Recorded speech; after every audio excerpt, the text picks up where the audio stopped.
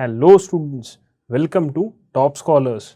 Today we are going to learn a very interesting topic, that is melting, freezing, condensation and vaporization.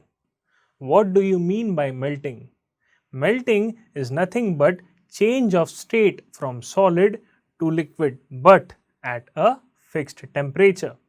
And this fixed temperature is known as melting point.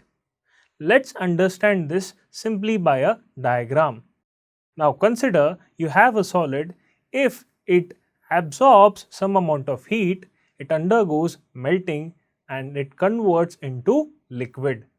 For example, ice, if you are giving heat to ice, it will convert into water. But this will happen at a fixed temperature, and that temperature, students, is known as melting point. Good. I hope you have understood what do you mean by melting and melting point. Let's go to the next point, that is freezing. Freezing is simply opposite to that of melting. I hope you recall, in melting the change of state was from solid to liquid. In freezing it is from liquid to solid, again at a fixed temperature.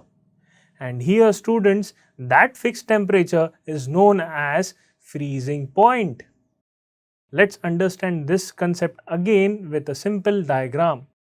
Now if you have a liquid from which if you remove heat, it undergoes freezing and it converts into solid. For example, simply you can say freezing of water in the freezer. But students, this happens at a fixed temperature, and that fixed temperature is known as freezing point.